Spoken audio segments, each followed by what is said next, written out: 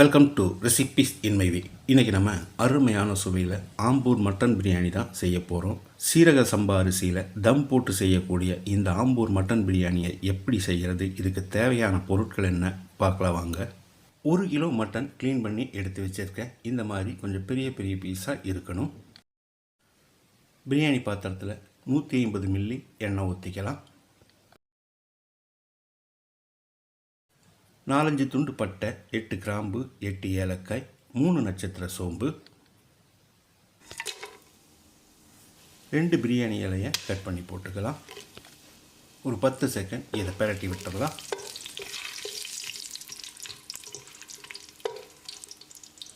கால் kilo அளவுக்கு பெரிய வெங்காயத்தை நீல வாக்கில் நறுக்கி வச்சுருக்கேன். இதை போட்டு பொன்னிறமாக வதக்கிடலாம்.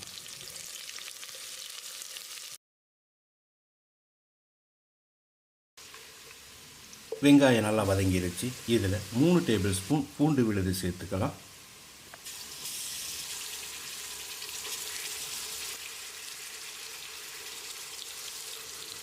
ஒரு 30 செகண்ட் பச்சை வாசனை போகிற அளவுக்கு ஃப்ரை பண்ணிக்கலாம்.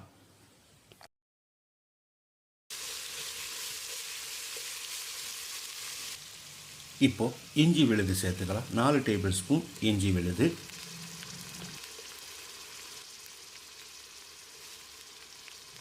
மறுபடியும் ஒரு 30 செகண்ட் ஃப்ரை பண்ணி விட்டுடலாம்.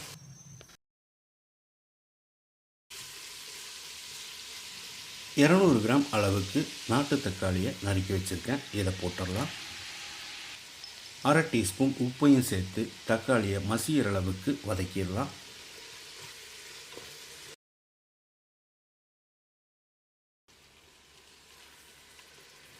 பன்னெண்டு வரமிளகாயை ஒரு 5 நிமிஷம் கொதிக்கிற தண்ணியில் போட்டு பேஸ்ட்டாக அரைச்சி வச்சுருக்கேன். இதை ஊற்றிடலாம். 1 நிமிஷம் நல்லா வதக்கி விடணும். அப்போ தான் மிளகாயோட பச்சை வாசனை போகும். 1 கைப்பிடி அளவுக்கு புதினா இலை, அதில் பாதி அளவுக்கு மல்லி இலையும் சேர்த்து வதக்கிடலாம்.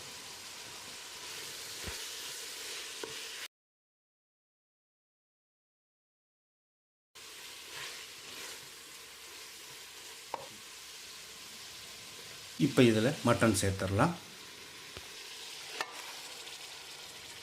மட்டனை சேர்த்து 1 நிமிஷம் நல்லா பிரட்டி விடணும்.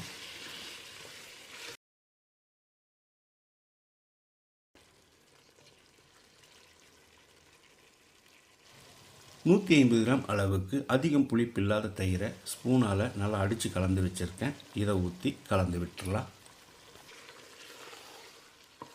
இப்போ தண்ணி சேர்க்க வேண்டாம். ஒரு 20 நிமிஷம் மட்டன் வேகட்டும், மூடி வச்சிடலாம். இடையில கலந்து விடணும்.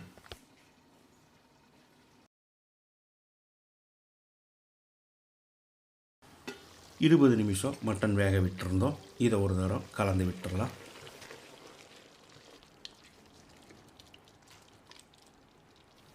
இப்போ நம்ம உப்பு சேர்த்துக்கலாம். நான் 3 டேபிள் ஸ்பூன் கல் உப்பு சேர்க்கிறேன்.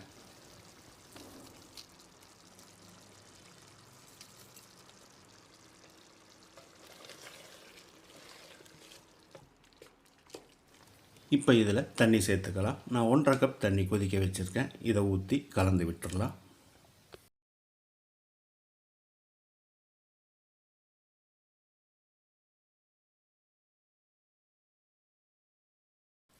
மறுபடியும் ஒரு 30 நிமிஷம் மட்டன் வேகட்டும், மூடி வச்சிடலாம். இடையில 2-3 தரம் கலந்து விடணும்.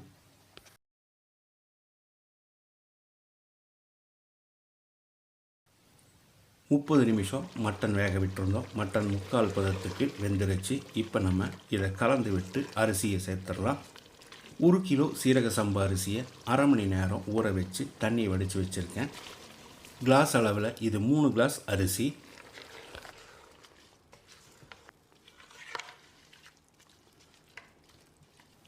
அரிசியை சேர்த்து கலந்து விட்ட பிறகு தேவையான அளவுக்கு தண்ணி சேர்த்துக்கலாம். 3 கிளாஸ் அரிசிக்கு 4.5 கிளாஸ் தண்ணி சேர்க்கிறேன். இது கரெக்டாக இருக்கும்.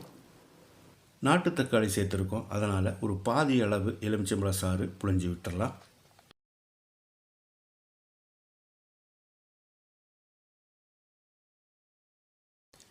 எலுமிச்சம்பழ சாறு சேர்த்து கலந்து விட்ட பிறகு உப்பு காரம் சரி பார்த்து போட்டுக்கோங்க. நான் 1 டேபிள் ஸ்பூன் காஷ்மீரி மிளகாய்த்தூள் சேர்த்துக்கிறேன். நீங்கள் தேவையான அளவுக்கு மிளகாய்த்தூள் சேர்த்துக்கோங்க. அளவான தீயில் ஒரு 5 நிமிஷம் அரிசி வேகட்டும், மூடி வச்சிடலாம்.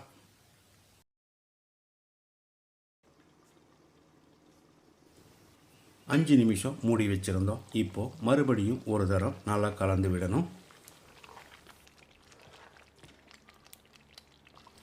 இன்னொரு 5 நிமிஷம் வேகட்டும், மூடி வச்சிடலாம்.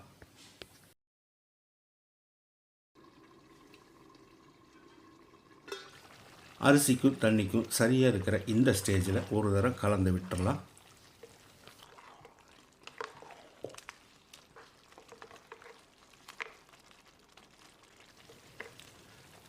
இப்போது தேவையான அளவுக்கு நெய் சேர்த்துக்கலாம். நான் ஒரு 3 டேபிள் ஸ்பூன் நெய் சேர்க்கிறேன். கொஞ்சமாக புதினா இலையை போட்டுக்கலாம். ஸ்டவ்வில் ஒரு பழைய தோசைக்கல் வச்சு அது மேலே பிரியாணி பாத்திரத்தை வச்சிடலாம். ஒரு பாத்திரத்தில் தண்ணி கொதிக்க வச்சுருக்கேன், அதை இது மேலே வச்சிடலாம். அதிகப்படியான தீயில் 5 நிமிஷமும் குறைஞ்ச தீயில் 10 நிமிஷம் ஸ்டவ் எரியட்டும். அதுக்கு பிறகு ஸ்டவ் ஆஃப் பண்ணிவிட்டு 1/2 மணி நேரம் கழித்து திறந்துக்கலாம்.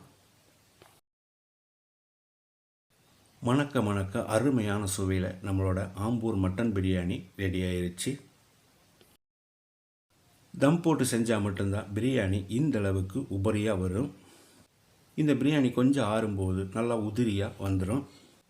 பிரியாணியும் சரி மட்டனும் சரி நல்லா பூ மாதிரி வெந்திருக்கு. இதே மாதிரி இதே அளவுகளோடு நீங்கள் செய்து பாருங்கள். இந்த வீடியோ பிடிச்சிருந்தா லைக் பண்ணுங்கள், கமெண்ட் பண்ணுங்கள், ஷேர் பண்ணுங்கள். சப்ஸ்கிரைப் பண்ணாதவங்க சப்ஸ்கிரைப் பண்ணுங்கள். மறக்காமல் பெல் பட்டனை கிளிக் பண்ணுங்கள்.